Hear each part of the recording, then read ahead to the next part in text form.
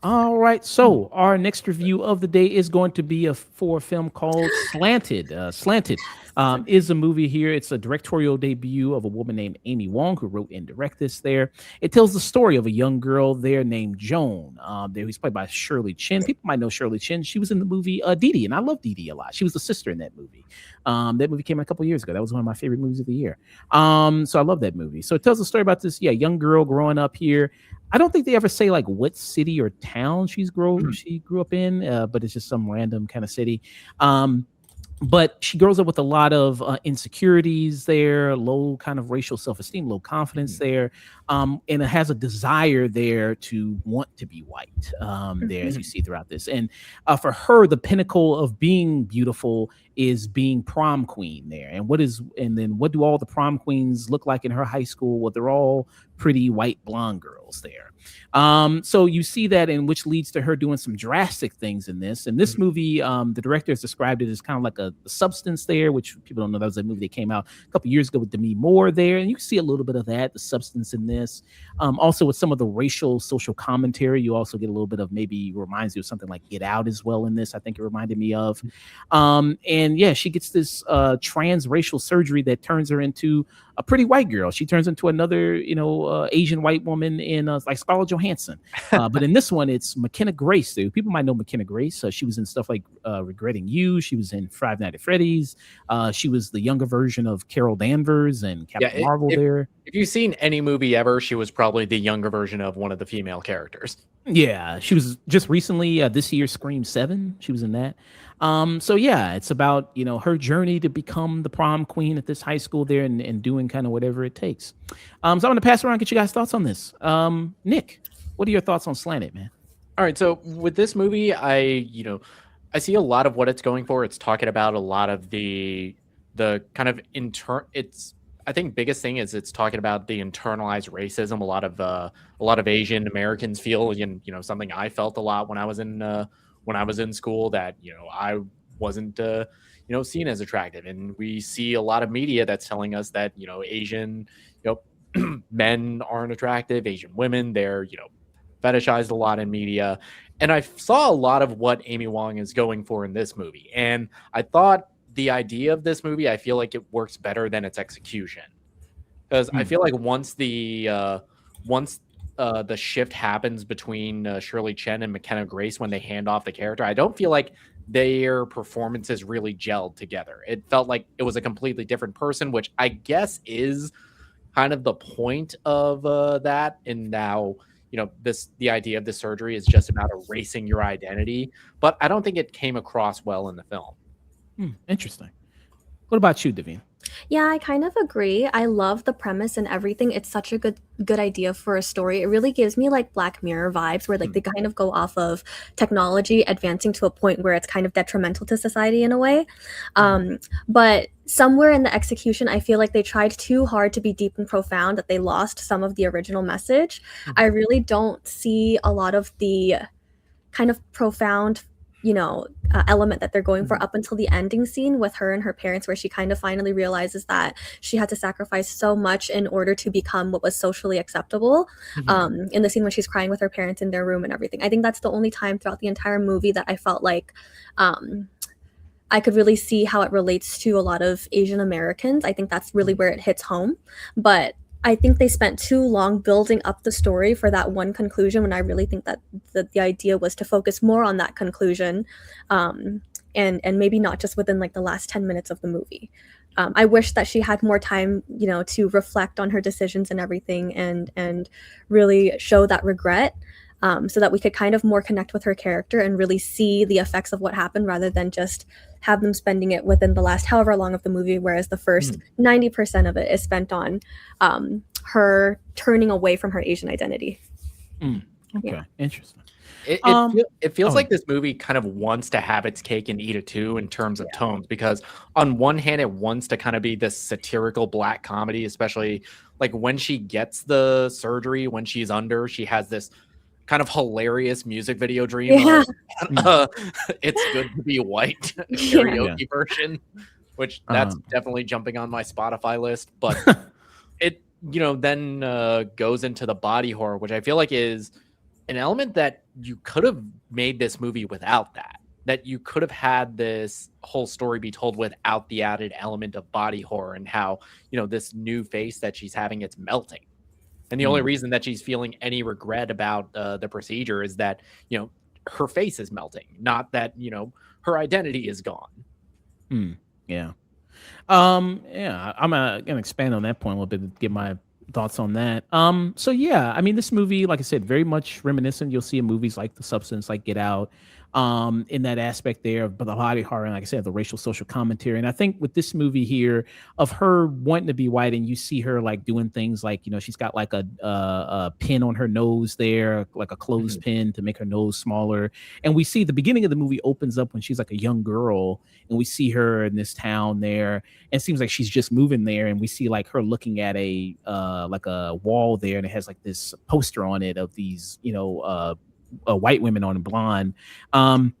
And I think that's a good scene there visually. There's some good visual storytelling moments of like that, and you see her kind of evaluating her body and what she kind of looks like, especially at a very young age. And we know that women oftentimes do evaluate their bodies at a much younger age than probably boys do.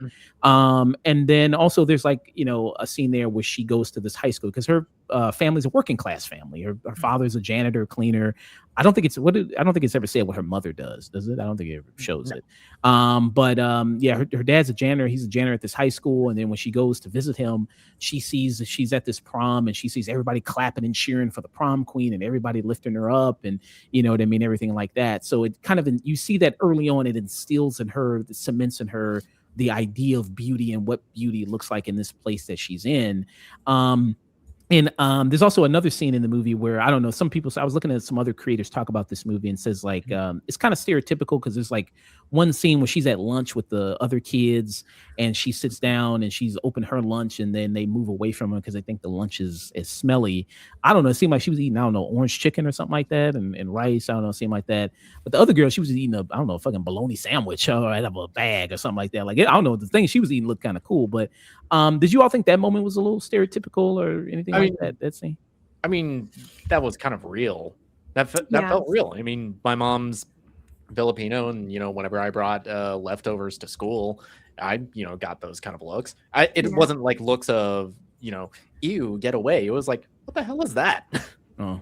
Yeah, I can completely agree with that too. Honestly, growing up, I always kind of had those types of experiences too. Me, my friends and stuff. It wasn't that my area wasn't very Asian dominated, but a lot of the Asian friends that I had, they grew up in very Americanized family settings. And so whenever I would bring lunch or something that was very Vietnamese, I would always get glances even from my Asian friends. If I were to bring them home and they were to eat some Vietnamese food, it was always kind of like a worry in my mind that it would be a little bit judged, or kind of like a little bit of a side eye, kind of like a little bit of a judgment coming from there. It was always like a negative connotation that I was afraid would be associated with Asian food. So that part I think actually was very, very accurate. Not stereotypical at all. Very, very true to very, very many Asian Americans in the US. Yeah. And we see when she gets older, and you see her in high school. So it seems like she has one friend who's South Asian, who's Indian, there with that. And then, we see that kind of dynamic in that relationship. And so her goal now is to be prom queen. And then there's the girl who's the head bitch of the school, in charge of everything. Yeah, the school's Regina George. She's Regina George. That's basically it. She's Regina George. And we see that, okay, so she's very popular. She's like an influencer. She's also an actress. She's on like a TV show. But I never got the sense that, I don't think the movie shows that she was popular because she was white. It just seems like she was popular because she was able to amass this following on social media, and now she's an actress, not necessarily because she's white, which is something that the movie could have brought up and kind of point out the flaws in the character Joan's thinking. It's like she sees pretty white girl and assumes that's like the key to popularity, when there's so much more to it. And I kind of wish the movie delved more into that. What do you think there, Davina, about the character of like the Regina George character? I don't remember her name. I'm just gonna call her Regina George. Honestly, I'm kind of on the same page as you guys too, where I think a lot of it we're supposed to be empathizing with the character of Joan, which means we're entering her mind, and sometimes the way that she sees things is not necessarily how they actually are, right? But I think that that's true for a lot of Asian Americans, where a lot of the times they're just following what they think is the societal standard. That doesn't necessarily mean that that's how things are. That just means that it's how they perceive it to be. And I think that a lot of people growing up in the U.S., whether it's any state, if you don't live in a very Asian dominated neighborhood, a lot of the times you think, that white, blonde, blue hair, pale skin, that is the standard.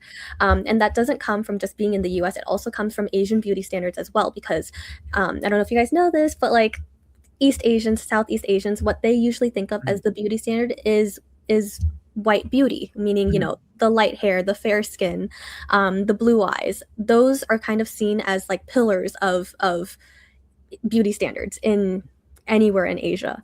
And so I think that honestly that part is something that I would kind of agree with as well. Not necessarily that that's how people see it in the US, because I think in the US people kind of try to go for a different look. They like to be more tan, but according to the Asian POV, their perspective is that that's what they're aiming for, even if that's not what people in the US are aiming for.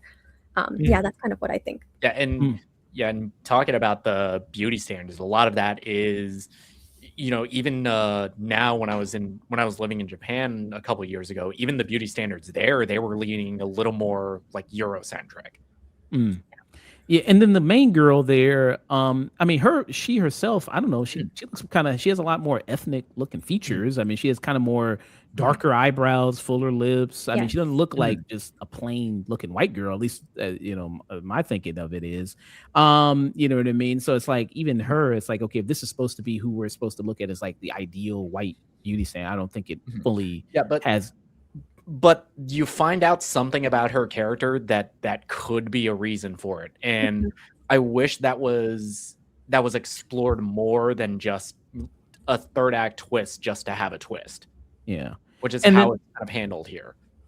And the whole thing. So when she does the transformation to become the white girl, become McKenna Grace, that moment, it's like, I mean, we don't really see that much to me of her life change when she becomes a pretty white girl. Like, okay, we see the moment where people smile at her on the street and the dude she's interested in talks to her.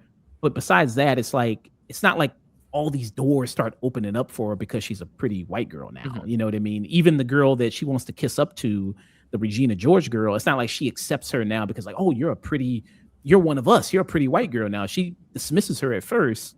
And then the only time she accepts her into the group is when she can do something for her, which is like she lies and says that, oh, my dad's a movie producer.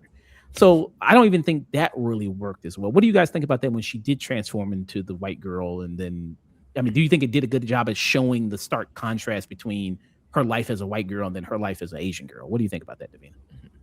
I think that one is up to interpretation.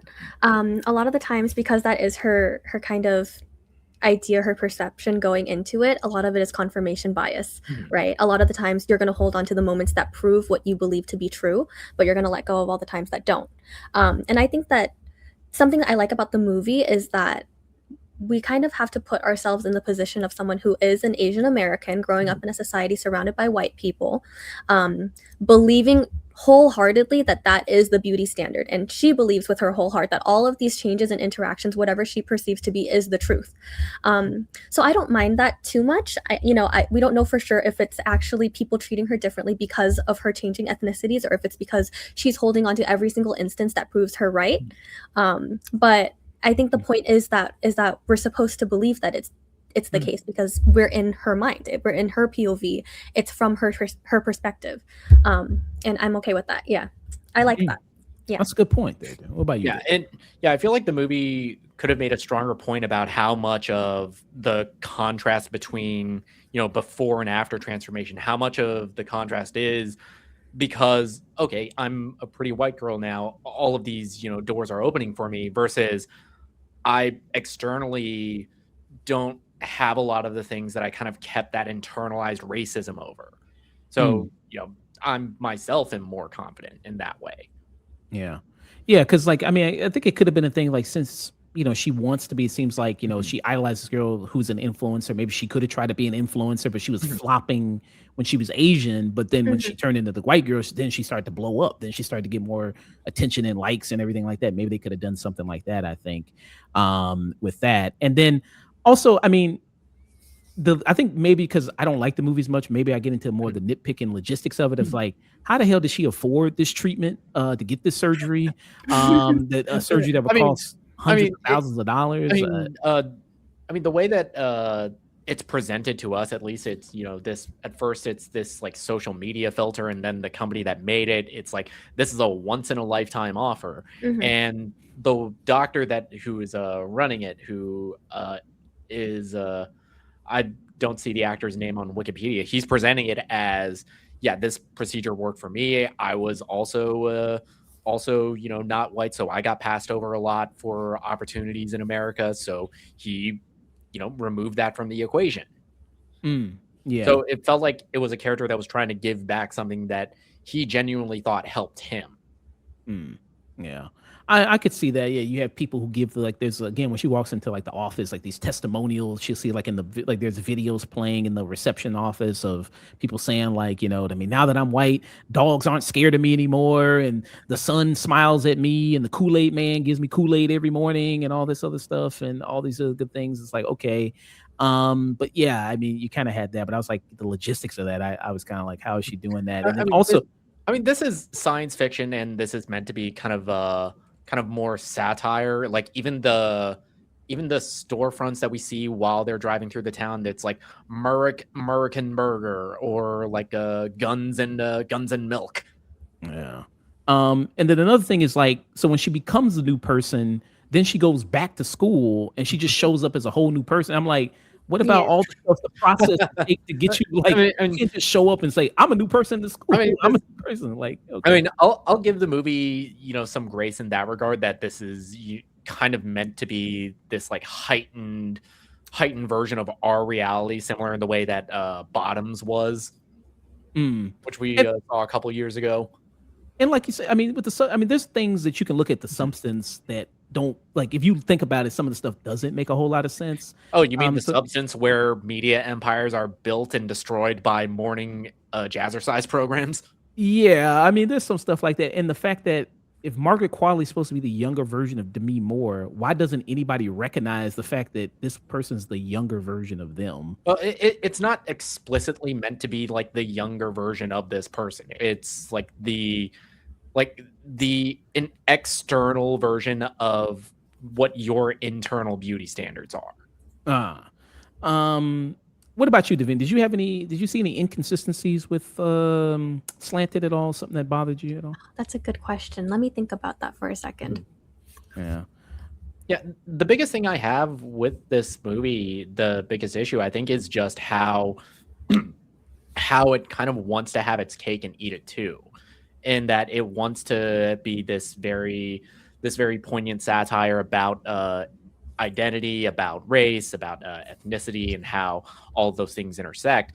I just don't think it I don't think it dives deep enough into the realms that it could have in order to make this story really sing. Mm, And I felt like the character of Joe, it the two performances between Shirley Chen and McKenna Grace, it didn't really gel for me. Yeah, mm, And I it agree felt with like that. two completely different characters, Yeah. which I guess is the point, but that didn't come across. yeah. Yeah, I think I mean, I don't notice plot holes besides what you already mentioned, Josh. Like the logistics of how everything works really did bother me as well because, we don't really see a lot. It's not very realistic for someone to just stop showing up to school, nobody notices, and then all of a sudden show up as a different person, no registration, no paperwork to be filled out. What about all of their information, social security, ID, everything that you're supposed to submit in order to be able to enroll in a school. She just kind of shows up and then she's going back to her classes like nothing ever happened. No questions asked. She's just a new transfer student, right? More so, I think besides that, I can try to look past that because I know we're living in a science fiction reality. This is a science fiction movie. Perhaps they go by different standards. That's okay. I think I agree with Nick. Mostly my issues were just kind of how they tackled the whole Asian American identity thing. I love the premise of it. It's such a good idea, but I think that the execution just really didn't get there for me because I wish they would have spent more time with her accepting her Asian American identity, which I think was the whole point of the story. But they just spent too much time making it dramatic, you know, building up the whole queen bee thing with Olivia's character and everything, focusing too much on making a dramatic plot twist at the end when we find out that she also was, Mhm, I believe, Cuban, and then she mhm. also went through the ethnic surgery Yeah, as well to turn into a white girl. her whole Um, family went through. Her dad also went right. through it, and when Yeah, they go to their house, it's just completely sterile. Yeah. Like he's yeah. serving Right. boiled, unseasoned chicken. Um, And I mean, I guess what something that did bother me was that there were no hints at all throughout the entire movie that Olivia was someone who underwent the same surgery. I wish they would have thrown something in here or there for us to kind of maybe see it. And I mean, I guess maybe that is the point, which is she's forgotten so much about her original identity and she's kind of just embraced being a white girl. But I still wish that they would have thrown something in here or there to kind of point towards that because in the end, she kind of embraces her new friend Joe, kind of helps her out, tells her, in the beginning, your original face is going to fight back and whatnot, Mhm. brings her to her house, introduces her to her family. When we see the entire house, it's kind of, I think they're trying to juxtapose Olivia's family household compared to Joe's family household, where they're very traditional, lots of, signs of Chinese American Mhm. versus Olivia's household, where they've stopped talking to their mom completely because she refused to change her identity. And it's supposed to be very bland. My problems were with the fact that kind of what woke Joan up to embracing her own identity, her true identity, were very, I would say, surface level Mhm. things and not so much of the deeper problems. It doesn't really tackle a lot of the deeper issues that come with erasing your cultural identity. It kind of just goes with, well, she's prom queen, her face is melting, she doesn't look as pretty anymore. Now I regret Mhm. undergoing the surgery. Yeah, I'm that. at my friend's house. She went through the same surgery.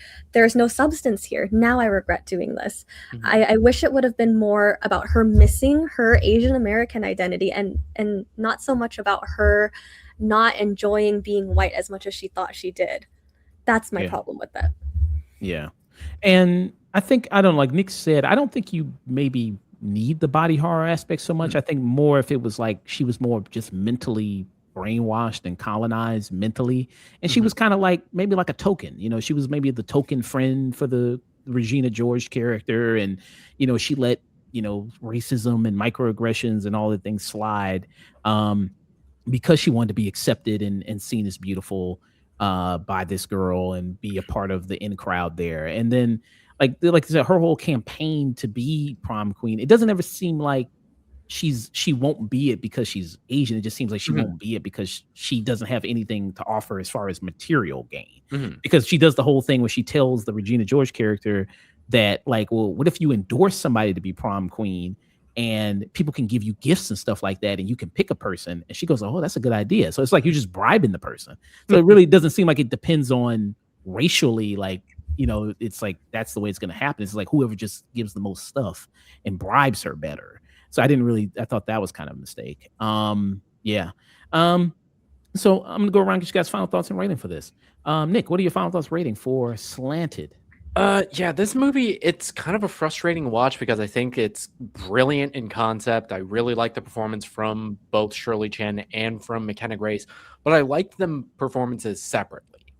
I don't think that they really gelled where it felt like this was the same character, or at least if it did at one point and then devolved into, a completely different person. I wish the movie explored more of the kind of loss and erasing of racial identity. They explored the idea of assimilation, which I think is kind of at the core of this movie, but it doesn't really gel with the rest of it. I feel like the movie is kind of has this sense of wanting to have its cake and eat it too, with talking about it, but not really engaging with that material in anything other than a surface level. Mm, This is, one of the first, I think, kind of big disappointments for me. I think this is just kind of this is like a low, low, low stream it. okay. What about you, Davina? Um, For me, I think I would give it maybe like a 5.5 out of 10. Mhm. Okay. Um, I agree with you guys in that they do a poor job at blending the two characters together. It's basically like night and day difference between the two.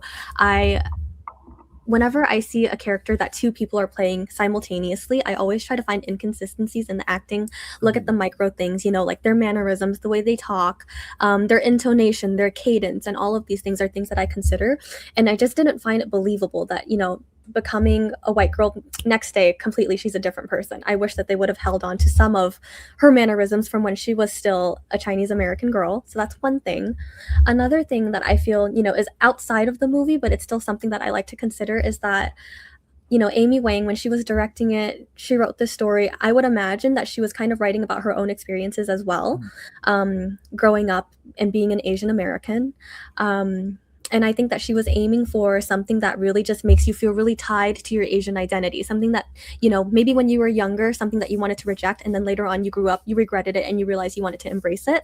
Really, I feel like it's a self-fulfilling prophecy because McKenna Grace is who you think of when you think Slanted. You don't think of Shirley Chen as much as you nearly do McKenna Grace, and that's because she's the bigger name in that movie. That's completely natural. I understand that.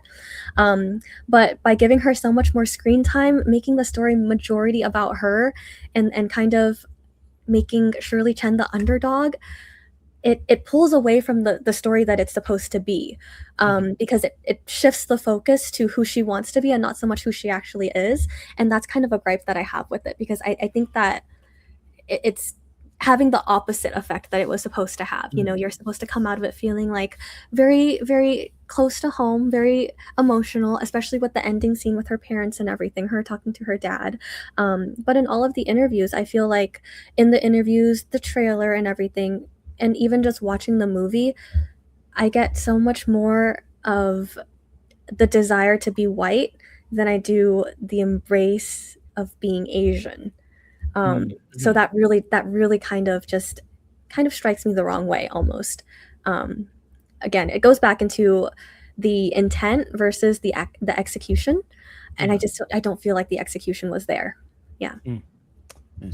Yeah, I think this a lot of big with this movie is just kind of wasted opportunity. A lot of things there. I mean, this is her directorial debut, and I think maybe she can grow from this and kind of the concept there of it.